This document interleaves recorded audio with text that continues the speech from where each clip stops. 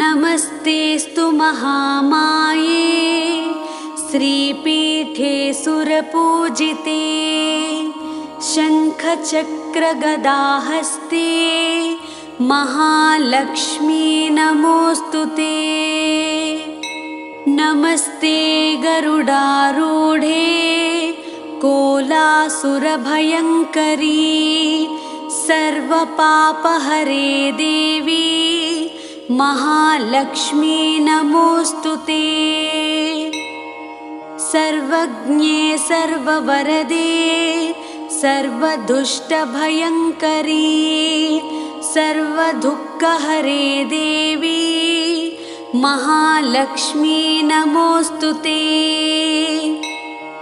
सिद्धिबुद्धिप्रदे देवी भुक्तिमुक्तिप्रदायिनी मन्त्रमूर्ते सदा देवी महालक्ष्मी नमोऽस्तुते।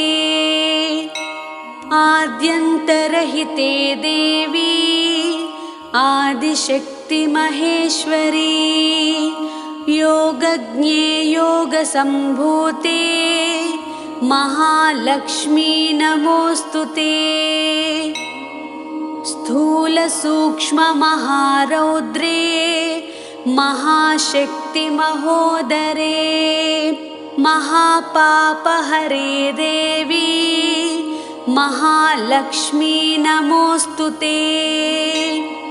पद्मासनस्थिते देवी परब्रह्मस्वरूपिणी परमेशि जगन्मातः महालक्ष्मी नमोऽस्तुते। श्वेताम्बरधरे देवी नानालङ्कारभूषिते जगस्थिते जगन्मातः महालक्ष्मी नमोऽस्तुते। महालक्ष्म्यष्टकं स्तोत्रं यः पठेत् भक्तिमान् नरः सर्वसिद्धिमवाप्नोति राज्यं प्राप्नोति सर्वदा। एककाले पठे नित्यं महापापविनाशनं द्विकालं यः पठे नित्यं धनधान्यसमन्वितः त्रिकालं यः पठे नित्यं महाशत्रुविनाशनं महालक्ष्मीर्भवेन्नित्यं प्रसन्ना वरदा शुभा।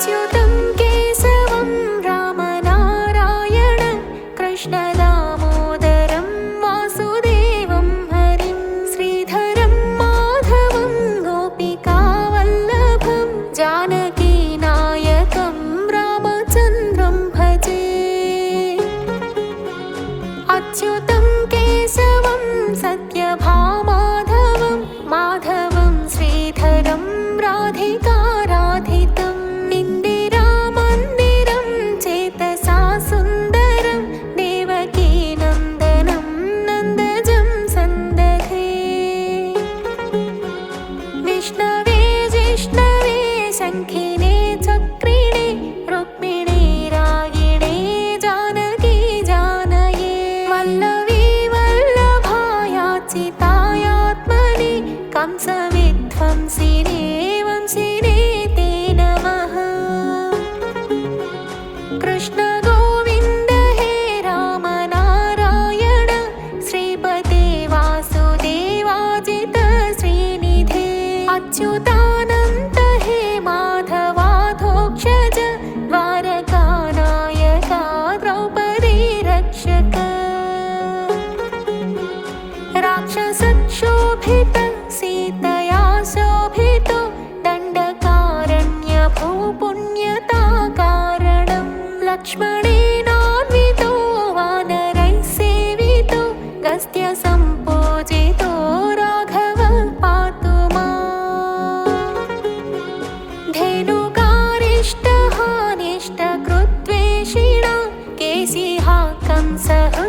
पुंसिकावादकः पूतनाकोपकसौरजाखेलनो बालगोपालकः पातु मां सर्वदा। विद्युदुद्योतवत् प्रस्फुरद्वाससं प्रावृढं बोधवत् प्रोल्लसद्विग्रहं वन्यया मालया शोभितोरस्थलं लोहिताङ्घ्रिद्वयं वारिजाक्षं भजे। कुञ्चितैः कुन्तलैर्भ्राजमानाननं रत्नमौलिं लसत्कुण्डलं गण्डयोः हारकेयूरकं कङ्कणं प्रोज्ज्वलं किङ्किणीमञ्जुलं श्यामलं तं भजे। अच्युतस्याष्टकं यः पठेदिष्टदं प्रेमतः प्रत्यहं पुरुषसस्पृहं वृत्ततः सुन्दरं वेद्य विश्वम्भरं तस्य वस्यो हरिर्जायते सत्वरम्। इति श्रीमत्परमहंसपरिव्राजकाचार्यस्य श्रीगोविन्दभगवत्पूज्यपादशिष्यस्य श्रीमच्छङ्करभगवतः कृतौ श्री अच्युताष्टकम्। ॐ अस्य श्रीवाराही कवचस्य त्रिलोचन ऋषिः अनुष्टुप् छन्दः श्रीवाराही देवता। ॐ बीजं ग्लौं शक्तिः स्वाहेति कीलकं मम सर्वशत्रुनाशनार्थे जपे विनियोगः। ध्यानम् ध्यात्वेन्द्रनीलवर्णाभां चन्द्रसूर्याग्निलोचनां विधिविष्णुहरेन्द्रादि मातृभैरवसेवितां ज्वलन्मणिगणप्रोक्तमकुटामाविलम्बिताम् अस्त्रशस्त्राणि सर्वाणि तत्तत्कार्योचितानि च एतैः समस्तैर्विविधं बिभ्रतीं मुसलं हलं पात्वा हिंस्राणि कवचं भुक्तिमुक्तिफलप्रदम् पठे त्रिसन्ध्यं रक्षार्थं घोरशत्रुनिवृत्तिदम् वार्ताली मे शिरः पातु घोराही फालमुत्तमम् नेत्रे वराहवदना पातु कर्णौ तथाञ्जनी घ्राणं मे रुन्धिनी पातु मुखं मे पातु जम्भिनी पातु मे मोहिनी जिह्वां स्तम्भिनी कण्ठमादरात् स्कन्धौ मे पञ्चमी पातु भुजौ महिषवाहना सिंहारूढाकरौ पातु कुचौ कृष्णमृगाञ्चिता नाभिं च शङ्खिनी पातु पृष्ठदेशे तु चक्रिणी खड्गं पातु च कट्यां मे मेढ्रं पातु च खेदिनी गुदं मे क्रोधिनी पातु जघनं स्तम्भिनी तथा चण्डो चण्डश्चोरुयुग्मं जानुनी शत्रुमर्दिनी जङ्घाद्वयं भद्रकाली महाकाली च गुल्फयोः पादाद्यङ्गुलिपर्यन्तं पातु चोन्मत्तभैरवी सर्वाङ्गं मे सदा पातु कालसङ्कर्षणे तथा युक्तायुक्तस्थितं नित्यं सर्वपापात् प्रमुच्यते सर्वे समर्थ्य संयुक्तं भक्तरक्षणतत्परम् समस्तदेवता सर्वं सव्यं विष्णोः पुरार्धने सर्वशत्रुविनाशाय शूलिना निर्मितं पुरा सर्वभक्तजनाश्रित्य सर्वविद्वेषसंहतिः वाराही कवचं नित्यं त्रिसन्ध्यं यः पठेन्नरः तथाविधं भूतगणा न स्पृशन्ते कदाचन आपदः शत्रुचोरादि ग्रहदोषाश्च सम्भवाः माता पुतं यथा वत्सं धेनुः पक्ष्मेव लोचनं तथाङ्गमेव वाराही रक्षा रक्षाति सर्वदा।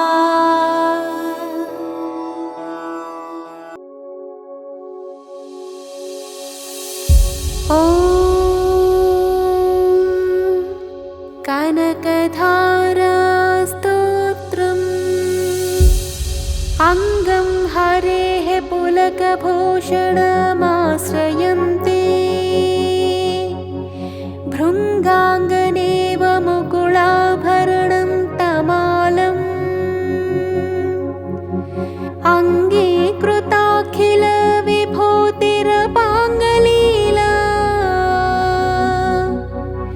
माङ्गल्यदास्तु मम मङ्गलदेवतायाः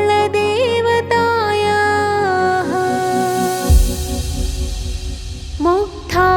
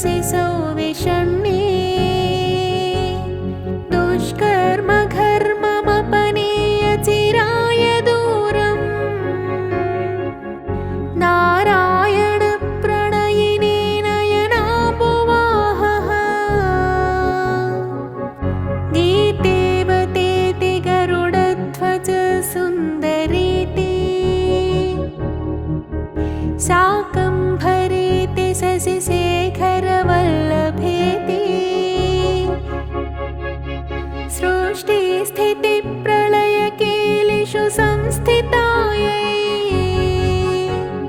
तस्यै नमस्त्रिभुवनैकगुरोस्तरुण्यै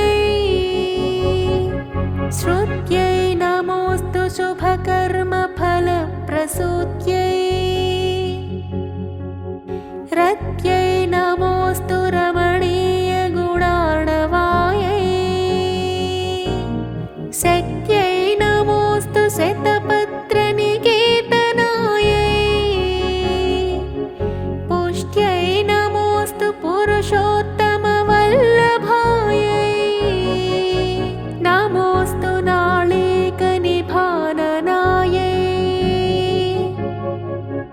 नमोऽस्तु दुग्धोदधिजन्मभूम्यै नमोऽस्तु सोमामृतसोदरायै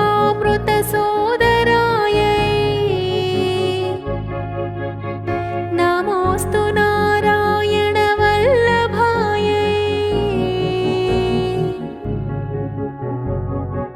नमोऽस्तु हेमाम्बुजपीठिकायै नमोऽस्तु भूमण्डलनायिकायै नमोऽस्तु देवादिदयापरायै नमोऽस्तु शाङ्गायुधवल्लभायै नमोऽस्तु देव्यै भृगुनन्दनायै नमोऽस्तु विष्णोरुरसि स्थितायै नमोऽस्तु लक्ष्म्यै कमलालयायै नमोऽस्तु दामोदरवल्लभायै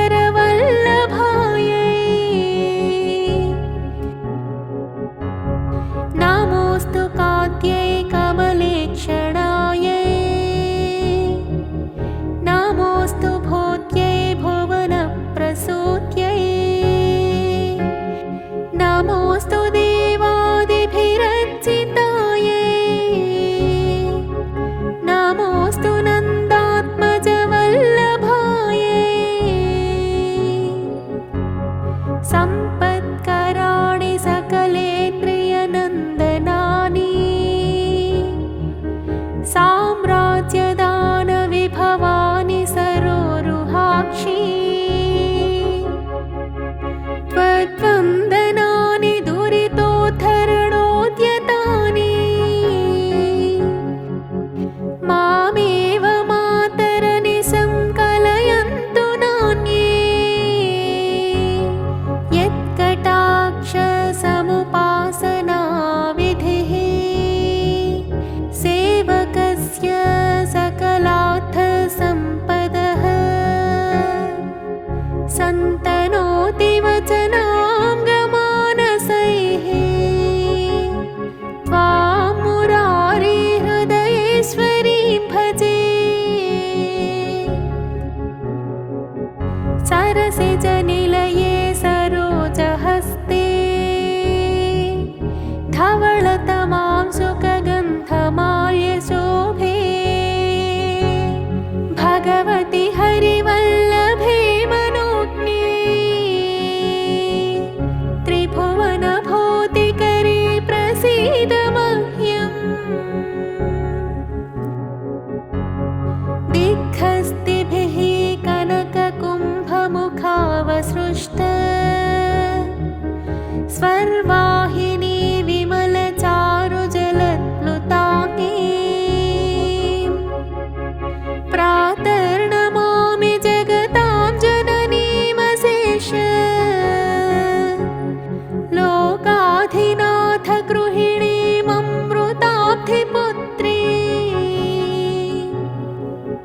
कमले कमलाक्षवल्लभे त्वं करुणापूरतरङ्गिणी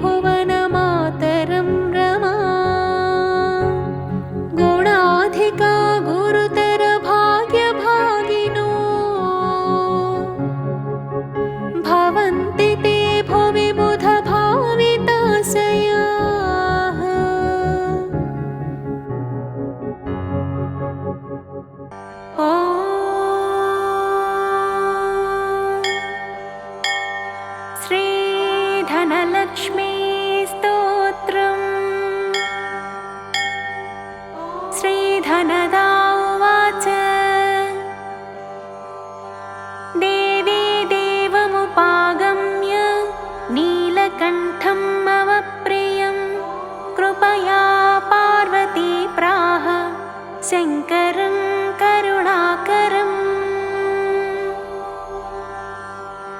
श्रीदेव्युवाच ब्रूहि वल्लभ साधूना दरिद्राणां कुटुम्बिना दरिद्रदलनोपायमञ्जसैव धनप्रदम्। श्रीशिव उवाच पूजयन् पार्वती वाक्यमिदमाह महेश्वरः उचितं जगदम्बासि तव भूतानुकम्पया। ससीतं सानुजं रामं साञ्जनेयं सहानुगं प्रणम्य परमानन्दं वक्ष्येऽहं स्तोत्रमुत्तमम्। धनदं श्रद्धधानानां सत्यसुलभकारकं योगक्षेमकरं सत्यं सत्यमेव वचो मम।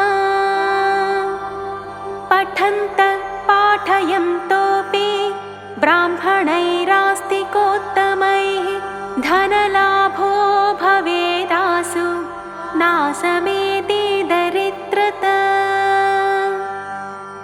भूभवांस भवां भूत्यै भक्तिकल्पलतां शुभां प्रार्थयेत्तां यथा कामं कामधेनुस्वरूपिणी।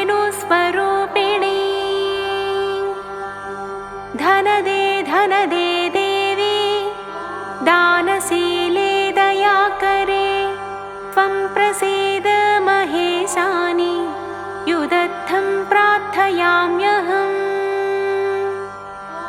धरामरप्रिये पुण्ये धन्ये धनदपूजिते सुधनं धार्मिके देहि यजमानाय सत्वरम्।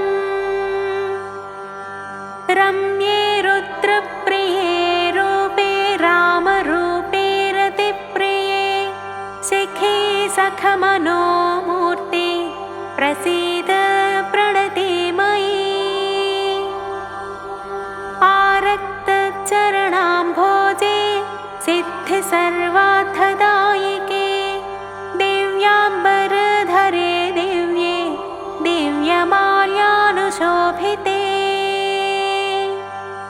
समस्तगुणसम्पन्ने सर्वलक्षणलक्षिते सरश्चन्द्रमुखे नीले नीलनीरजलोचने। चञ्चरीकचमूचारु श्रीहारकुटिलालके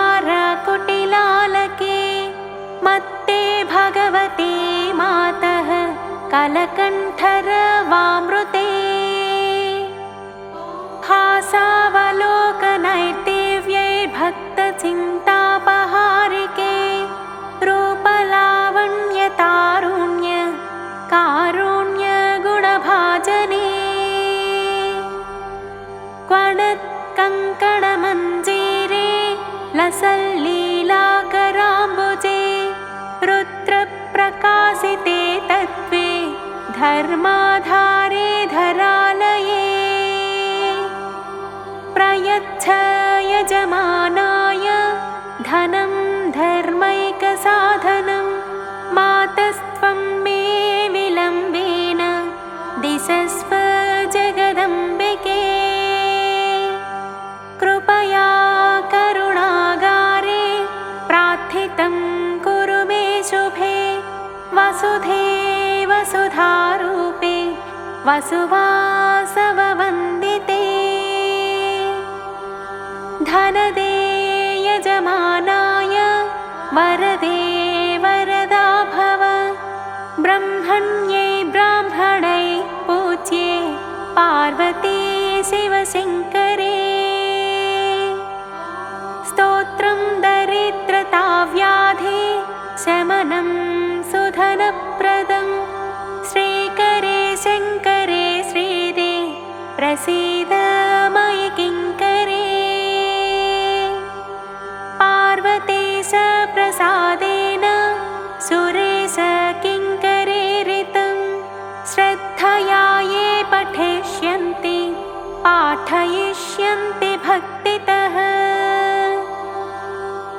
सहस्रमायुतं लक्ष्यं धनलाभो भवेत् ध्रुवं धनदाया नमस्तुभ्यं निधे पद्माधिपाय च भवन्तु त्वत्प्रसादान्मे धनधान्यादिसम्पदः। इति श्रीधनलक्ष्मी स्तोत्रम्। ॐ श्रीदामोदराष्टकम्। नमामीश्वरं सच्चिदानन्दरूपं लसत्कुण्डलं गोकुले भ्राजमानं यशोदाभियो लोकलाद्धावमानं परामृष्टमत्यं ततो धृत्य गोप्या रुदन्तं मुहुर्नेत्रयुग्मं मृजन्तम् कराम्भोजयुग्मेन सातङ्कनेत्रं मुहुश्वासकं पत्रिरेखाङ्ककण्ठ स्थितग्रैवदामोदरं भक्तिबद्धम्।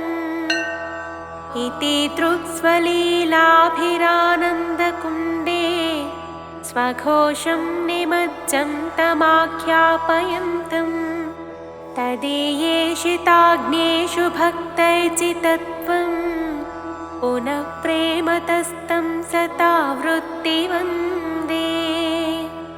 वरं देवमोक्षं न मोक्षावधिं वा न चान्यं वृणेऽहं वरेशादपीह इदं ते वपुर्नाथ गोपालबालम् सदा मे मनस्याविरास्तां किमन्यैः इदं ते मुखाम्भोजमत्यन्तनीलैर्वृतं कुन्तलैः स्निग्धरक्तैश्च गोप्या मुहुश्चुम्बितं बिम्बरक्तधरं मे मनस्याविरास्तामलं लक्षलाभैः।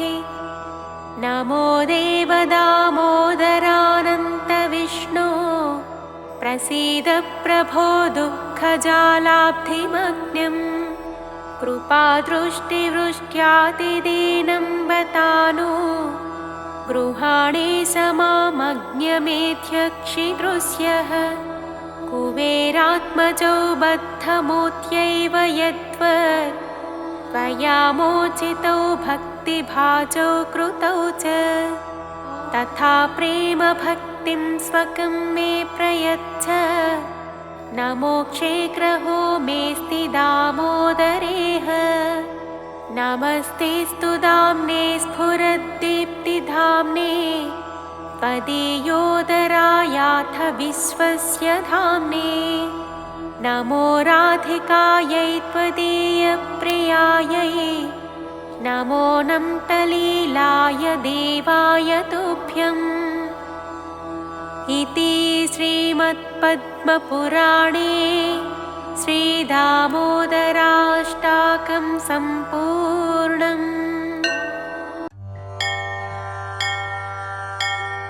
ॐ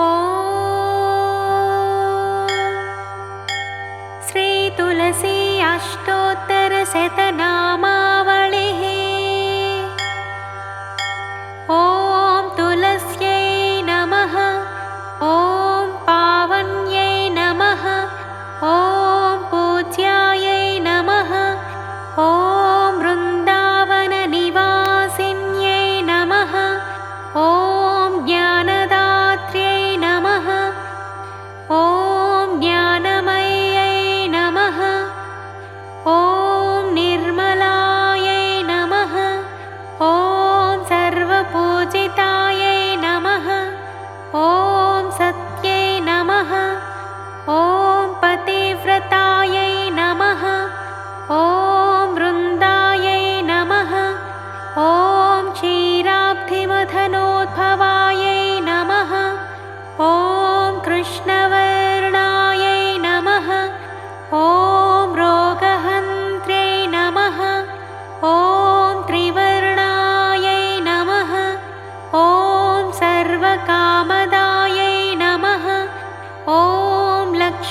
सख्यै नमः ॐ नित्यशुद्धायै नमः ॐ सुदत्यै नमः ॐ भूमिपावन्यै नमः ॐ हरिद्रान्नैकनिरतायै नमः ॐ हरिपादकृतालयायै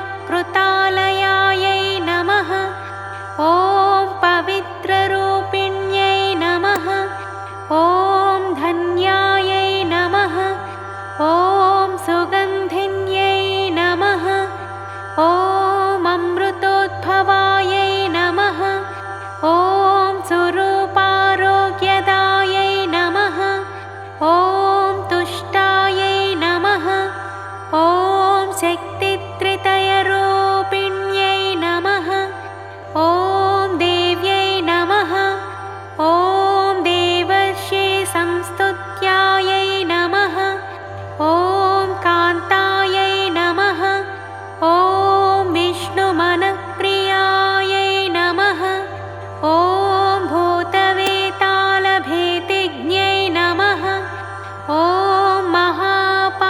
महापातकनाशिन्यै नमः ॐ मनोरथप्रदायै नमः ॐ मेधायै नमः ॐ कान्त्यै नमः ॐ विजयदायिन्यै नमः ॐ शङ्खचक्रगदापद्मधारिण्यै नमः ॐ कामरूपिण्यै नमः ॐ अपवर्गप्रदायै नमः ॐ श्यामायै नमः ॐ कृशमध्यायै नमः ॐ सुकेशिन्यै नमः ॐ वैकुण्ठवासिन्यै नमः ॐ नन्दायै नमः ॐ बिम्बोष्ठ्यै नमः ॐ कोकिलस्वरायै नमः ॐ कपिलायै नमः ॐ निम्नगाजन्मभूम्यै नमः ॐ आयुष्यदायिन्यै नमः ॐ वनरूपायै नमः ॐ दुःखनाशिन्यै नमः ॐ अविकारायै नमः ॐ चतुर्भुजायै नमः ॐ गरुत्मद्वाहनायै नमः ॐ शान्तायै नमः ॐ दान्तायै नमः ॐ विघ्ननिवारिण्यै नमः ॐ श्रीविष्णुमूलिकायै नमः ॐ पुष्ट्यै नमः ॐ त्रिवर्गफलदायिन्यै नमः ॐ महाशक्त्यै नमः ॐ महामायायै नमः ॐ लक्ष्मीवाणी सुपूजितायै नमः ॐ सुमङ्गल्यज्जनप्रीतायै नमः ॐ सौमङ्गल्यविवर्धिन्यै नमः ॐ चातुर्मास्योत्सवाय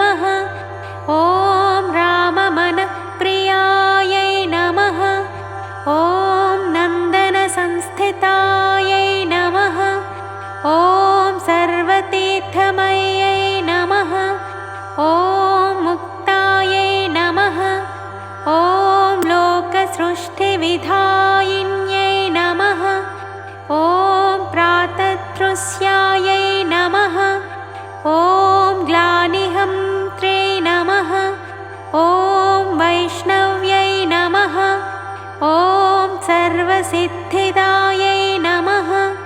ॐ नारायण्यै नमः। ॐ सन्ततिदायै नमः। ॐ मूलवृद्धारिपावन्यै नमः। ॐ अशोकवनिकासंस्थायै नमः। ॐ सीताध्यातायै नमः। ॐ निराश्रयायै नमः। ॐ गोमतीसरयूतीररोपितायै नमः। ॐ कुटिलालकायै नमः।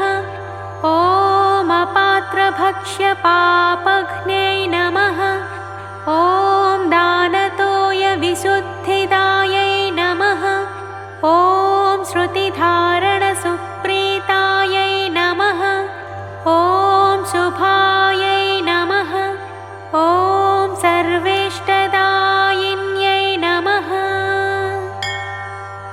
इति श्रीतुलसी अष्टोत्तरशतनामावलिः।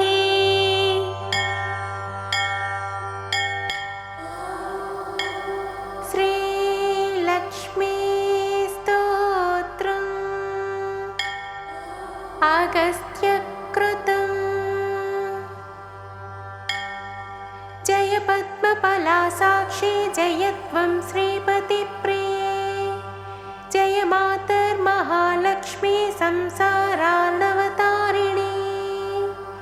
महालक्ष्मी नमस्तुभ्यं नमस्तुभ्यं सुरेश्वरी।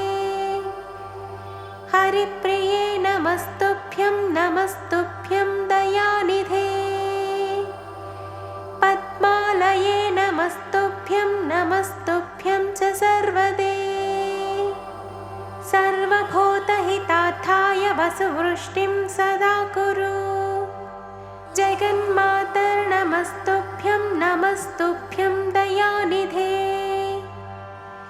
दयावति नमस्तुभ्यं विश्वेश्वरि नमोऽस्तुते।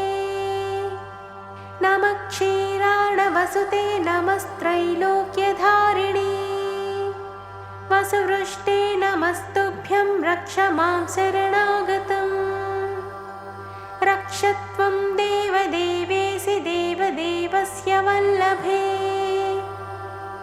दारिद्र्यात्राहि मां लक्ष्मीकृपां कुरु ममोपरि। नमस्त्रैलोक्यजननी नमस्त्रैलोक्यपावनी। ब्रह्मादयो नमन्ति त्वां जगदानन्ददायिनी।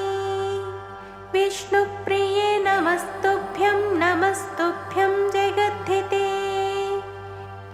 आर्तिहन्त्रे नमस्तुभ्यं समृद्धिं कुरु मे सदा। अब्जवासे नमस्तुभ्यं चपलायै नमो नमः। चञ्चलायै नमस्तुभ्यं ललितायै नमो नमः। नमः प्रद्युम्नजननी मातस्तुभ्यं नमो नमः। परिपालय मां मातः मां तुभ्यं शरणागतम्। शरण्ये त्वां प्रपन्नोऽस्मि कमले कमलालये। त्राहि त्राहि महालक्ष्मी परित्राणपरायणे। पाण्डित्यं शोभते नैव न शोभन्ते गुणा नरे। शीलत्वं नैव शोभेत महालक्ष्मी त्वया विना। तावद्विराजते रूपं तावच्छीलं विराजते। तावद्गुणा नराणां च यावल्लक्ष्मी प्रसीदते। लक्ष्मी त्वयालङ्कृतमानवा ये पापैर्विमुक्ता नृपलोकमान्याः। गुणैर्विहीना गुणिनो भवन्ति दुःशीलिनः शीलवतां वरिष्ठाः। लक्ष्मीर्भूषयते रूपं लक्ष्मीर्भूषयते कुलम्। लक्ष्मीर्भूषयते विद्यां सर्वा लक्ष्मीर्विशिष्यते। लक्ष्मी त्वद्गुणकीर्तनेन कमला भूयात्यलं जिह्मता। रुद्राद्या रविचन्द्रदेवपतयो वक्तुं च नैव क्षमाः अस्माभिस्तव रूपलक्षणगुणान् वक्तुं कथं शक्यते मातर्मां परिपाहि विश्वजननी कृत्वा ममेष्टं ध्रुवम् दीनातिभीतं भवतापपीडितं धनैर्विहीनं तव पार्श्वमागतम् कृपानिधि त्वां मम लक्ष्मीसत्वरं धनप्रदानात् धननायकं कुरु मां विलोक्य जननी हरिप्रिये निर्धनं तव समीपमागतम् देहि मे झटिति लक्ष्मी कराग्रं वस्त्रकाञ्चनवरान्नमद्भुतम् त्वमेव जननी लक्ष्मी पिता लक्ष्मीस्त्वमेव च भ्राता त्वं च सखा लक्ष्मी विद्या लक्ष्मीस्त्वमेव च त्राहि त्राहि महालक्ष्मी त्राहि त्राहि सुरेश्वरी त्राहि त्राहि जगन्माता दारिद्र्यात् त्राहि वेगतः नमस्तुभ्यं जगद्धात्री नमस्तुभ्यं नमो नमः धर्माधारे नमस्तुभ्यं नमः सम्पत्तिदायिनी दारिद्र्यार्णवमग्नोऽहं निमग्नोऽहं रसातले मज्जन्तं मां करे धृत्वा तूद्धरत्वं रमे द्रुतम् किं लक्ष्मी बहुनोक्तेन जल्पितेन पुनः पुनः अन्यन्मे शरणं नास्ति सत्यं सत्यं हरिप्रिये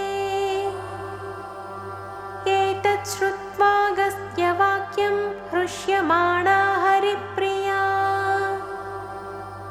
उवाच मधुरां वाणीं तुष्टाहं तव सर्वदा श्रीलक्ष्मीरुवाच यत्त्वयोक्तमिदं स्तोत्रं यः पठिष्यति मानवः शृणोति च महाभागस्तस्याहं वसवत्तिनी नित्यं पठति यो भक्त्या त्वलक्ष्मीस्तस्य नश्यते ऋणं च नश्यते तीव्रं वियोगं नैव पश्यते यः पठेत् प्रातरुत्थाय श्रद्धा भक्तिसमन्वितः गृहे तस्य सदा तिष्ठे नित्यं श्रीपतिना सह सुखसौभाग्यसम्पन्नो मनस्वी बुद्धिमान् भवेत् पुत्रवान् गुणवान् श्रेष्ठो भोगभोक्ता च मानवः इदं स्तोत्रं महापुण्यं लक्ष्मागस्त्यप्रकीर्तितम् विष्णुप्रसादजननं चतुर्वर्गफलप्रदम् राजद्वारे जयश्चैव शत्रुश्चैव पराजयः भूतप्रेतपिशाचानां व्याघ्राणां न भयं तथा न शस्त्रानलतो यौघात् भयं तस्य प्रजायते दुर्वृत्तानां च पापानां बहुहानिकरं परम् मन्दुराकरिशालासु गवां गोष्ठे समाहितः पठेत्तद्धोषशान्त्यर्थं महापातकनाशनम् सर्वसौख्यकरं नृणामायुरारोग्यदं तथा अगस्त्यमुनिना प्रोक्तं प्रजानां हितकाम्यया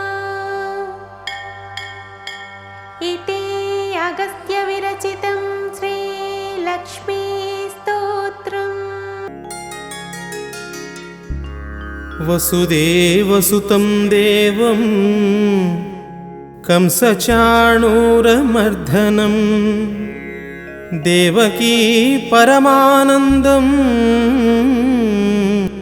कृष्णं वन्दे जगद्गुरुम् अतसी पुष्पसङ्कास्यं हारनूपुरशोभितं रत्नकङ्कणकेयूरं कृष्णं वन्दे जगद्गुरुम् कुटिलालकसंयुक्तं पूर्णचन्द्रनिभाननं विलसत्कुण्डलधरं देवं कृष्णं वन्दे जगद्गुरुम्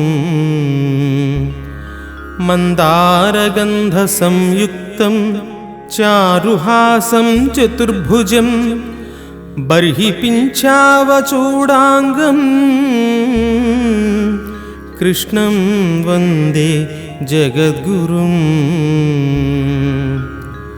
उत्पुल्लपद्मपत्राक्षं नीलजीमूतसन्निभं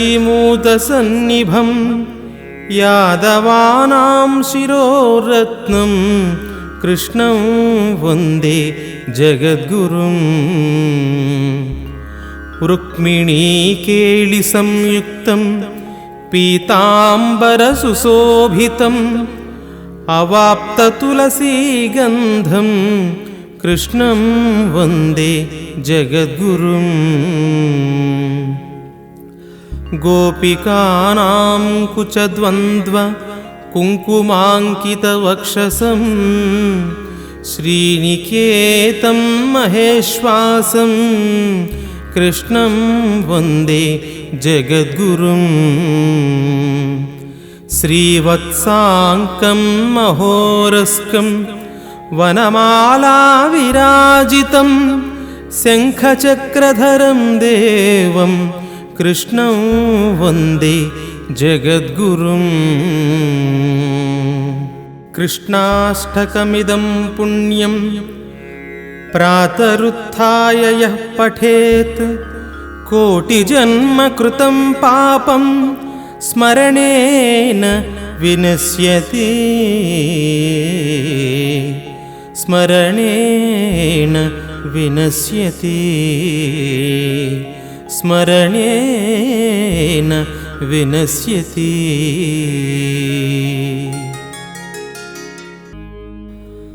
अधरं मधुरं वदनं मधुरं नयनं मधुरं हसितं मधुरं हृदयं मधुरं गमनं मधुरं मधुराधिपतेरखिलं मधुरं वचनं मधुरं चरितं मधुरं वसनं मधुरं वलितं मधुरं चलितं मधुरं भ्रमितं मधुरं मधुराधिपतेरखिलं मधुरं वेणुर्मधुरो रेणुर्मधुरः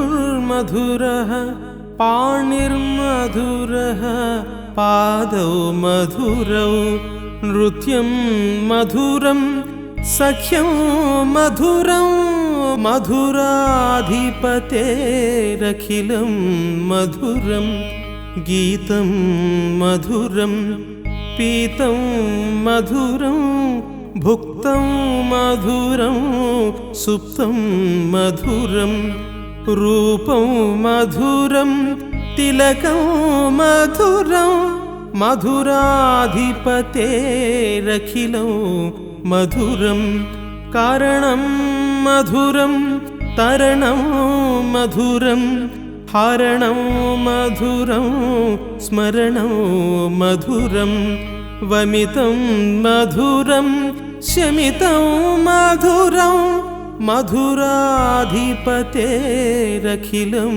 मधुरं गुञ्जा मधुरा माला मधुरा यमुना मधुरा वीची मधुरा सलिलं मधुरं कमलं मधुरं मधुराधिपतेरखिलं मधुरं गोपी मधुरा लीला मधुरा युक्तं मधुरं मुक्तं मधुरं दृष्टं मधुरं शिष्टं मधुरं मधुराधिपतेरखिलं मधुरं गोपामधुरा गावो मधुरा यष्टिर्मधुरा पुष्टिर्मधुरा दलितं मधुरं फलितं मधुरं मधुराधिपतेरखिलं मधुरं मधुराधिपतेरखिलं मधुरं मधुराधिपतेरखिलं मधुरम् अखिलं मधुरम् अखिलं मधुरम्।